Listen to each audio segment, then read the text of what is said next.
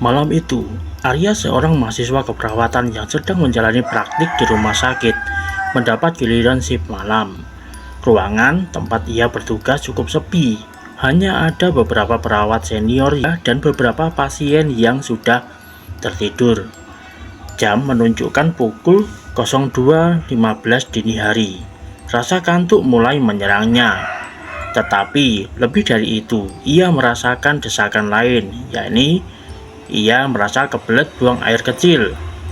Dengan santai, ia melangkah keluar dari ruangan menuju kamar mandi yang berada di ujung lorong. Rumah sakit itu memang memiliki suasana yang sedikit mencekam saat malam, dengan penerangan temaram dan suara mesin medis yang sesekali berbunyi. Arya membuka pintu kamar mandi dengan santai. Baru saja hendak melangkah masuk, dari sudut tembok di dalam kamar mandi, sesuatu muncul. Sosok menyeramkan dengan tubuh kurus kering, rambut panjang berantakan, dan mata melotot menatapnya tajam.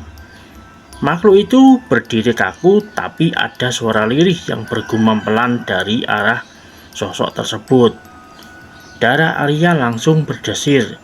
Tubuhnya menegang, keringat dingin mengalir di pelipisnya. Tanpa pikir panjang, ia langsung berbalik dan berlari sekencang mungkin. Hampir tersandung di lorong rumah sakit yang sunyi. Napasnya memburu. Jantungnya berdegup kencang. Setelah beberapa saat berlari, ia akhirnya sampai di ruangan lain yang juga memiliki kamar mandi. Tanpa pikir panjang, ia masuk dan mengunci pintunya rapat-rapat. Kali ini, ia benar-benar memastikan kamar mandi itu aman sebelum melanjutkan niatnya. Saat keluar dari kamar mandi, Arya masih merasa gelisah. Ia kembali ke ruangan jaga dengan wajah pucat. Salah satu perawat senior melihatnya dan bertanya, "Kenapa Arya? Mukamu kok pucat begitu?" Arya hanya menggeleng dan menjawab dengan suara pelan, "Nggak apa-apa kak, cuma kayaknya aku nggak mau ke kamar mandi di ujung lorong lagi kalau shift malam."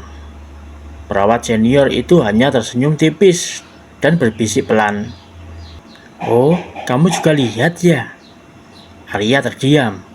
Sejak saat itu, ia selalu memastikan pergi kamar mandi sebelum tengah malam dan tidak pernah lagi mendekati kamar mandi di ujung lorong.